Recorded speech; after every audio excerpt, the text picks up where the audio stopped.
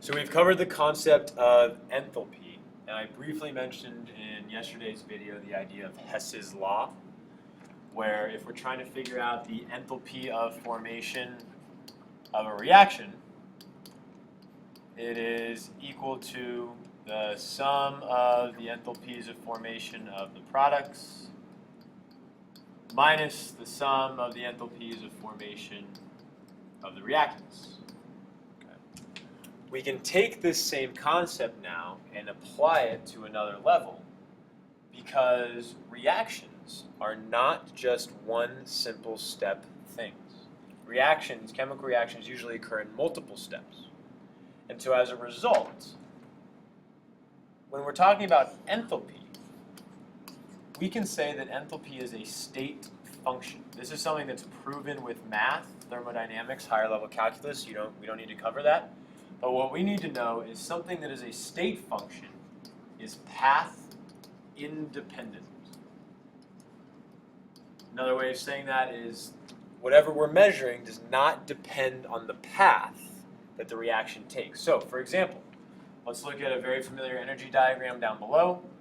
We have two paths that this reaction can take. It can either go up on this path, or it can go here on the second one. What we notice for both of them is the change in enthalpy, delta H, is the same for both reactions. It's 15 and negative kilojoules, because this is exothermic. It doesn't matter which direction the reaction went. All we care about is the starting point and the ending point. Whatever happens in between here does not matter whatsoever. That's the definition of a state function. We can see that in the reaction, or in the equation, excuse me. Because in the equation, the only thing that we see is products and reactants. There's nothing about the path that the reaction takes. So another simple analogy. Let's say you're climbing a mountain, and you're starting down here at the bottom, and you want to get all the way up to the top of this peak here. There's 1,000 different paths. There's probably an infinite amount of paths that you can take. You could be super bold and awesome and just go, boom, straight up to the top. I don't know if any of you can do that, but maybe you can.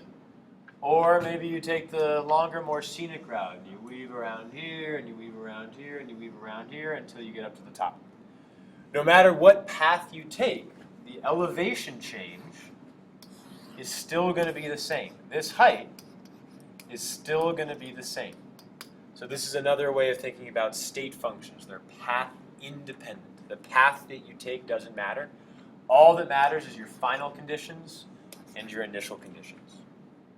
Okay, cool, Shar. So what does that actually mean for problems?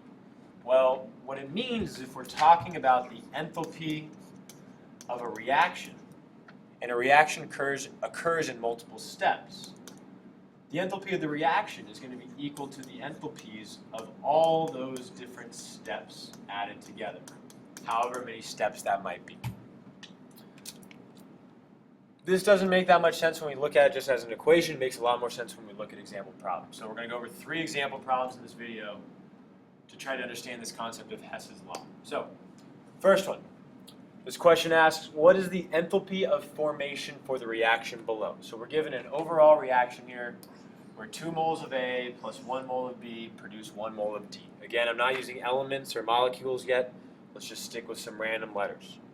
And we're given these 2 steps. These are 2, think of them as pathways that this reaction could go through.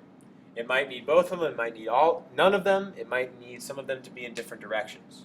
When you're given problems like this for Hess's law, your goal is you need to take these steps, these givens, and you need to add the equations together so that they equal the overall.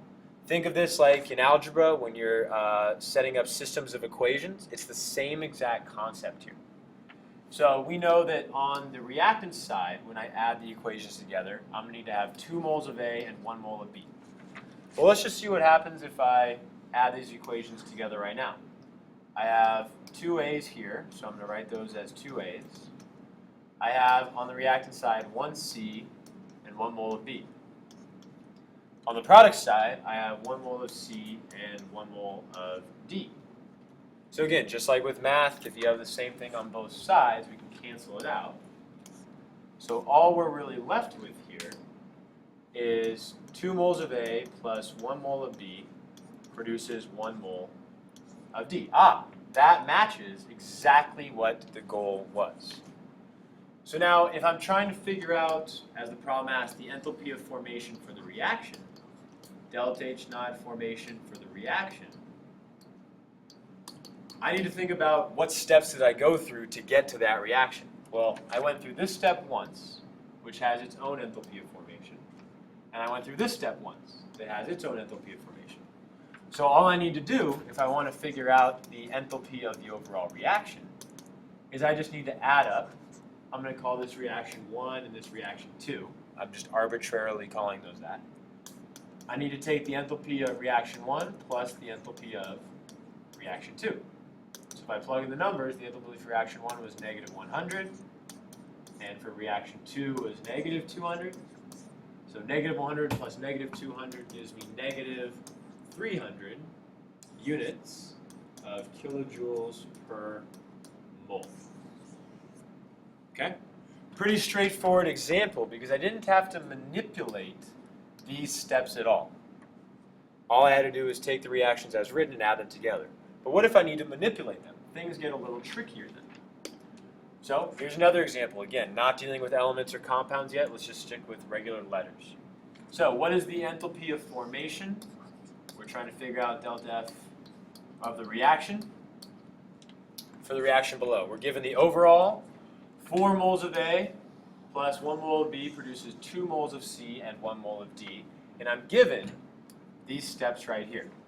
So with these types of problems, it's kind of like a puzzle. There's no exact rule or method or sequence of steps that you need to go through to solve these problems. It's kind of looking at the pieces and seeing how they fit together. Remember, the goal is we need to add these steps together so that they equal the overall reaction. If they don't right away, that means we're going to need to change one of two things. We're either going to need to multiply this by some factor, or we're also allowed to reverse the reaction. Now, why might I want to do that? Well, let's think about this. We can see that in this reaction, I need 4 moles of A on the reactant side and 1 mole of B. If I added these reactions right here together, you can see that you're going to have 2 moles of A, 1 mole of B, and 1 mole of C. Well, we don't want C on the reactant side. We actually want C on the product side. And I'm going to need 4 moles total, but here I only have 2. So what I can do is I can take this step and I can reverse it. I can turn this into A, turning into C. Now what happens is when you do that, the enthalpy now gets reversed. So instead of this being an exothermic reaction releasing 200 kilojoules per mole, delta H naught, I'm going to call this step 2, is now going to be equal to positive 200 kilojoules per mole because I reversed the reaction. But now if I added this step here and this step here, I'm only going to get 2 plus 1, 3 moles of A. So you might be able to see already what you need to do next. If you multiply this whole equation by 2, that means 2 moles of A and 2 moles of C.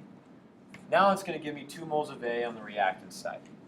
Here, 2 moles of A on the reactant side here, which gives me 4 total. Since I multiplied this whole equation by 2, that means I have twice as many moles of molecules, so the amount of heat that's going to be gained or released is going to be twice as much. So the enthalpy I'm also going to need to multiply by 2. So the enthalpy for this new equation that I wrote is actually now 400 kilojoules per mole. What happens if I add these reactions together? Okay, again, this is not a negative sign, so be careful of that. Now if I add these reactions together, remember this one we converted to this, we can get rid of it.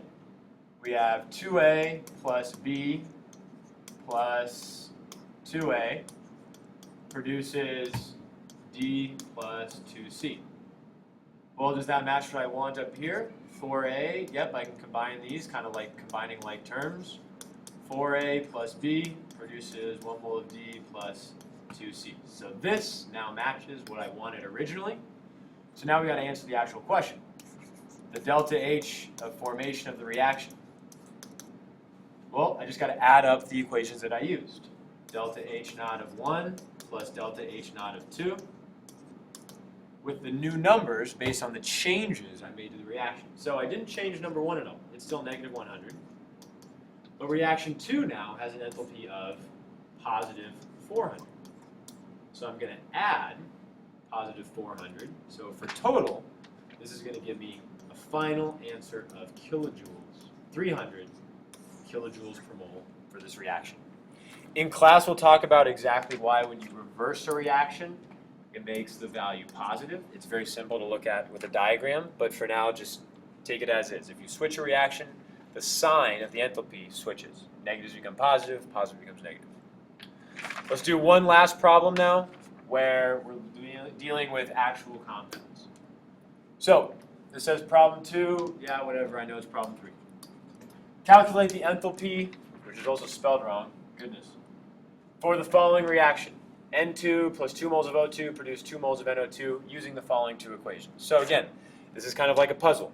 You got to try to put the pieces together so that they equal the overall. So look at the reactants. What do you need? I need 1 mole of N2 and 2 moles of O2. Is there a way that I can do that with the reaction as written? Well, in this one I have a mole of N2, that's good, I need that, but I only have 1 mole of O2.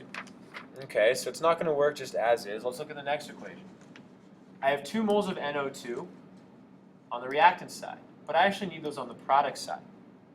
So you might start to realize, oh, I'm probably going to need to reverse this reaction.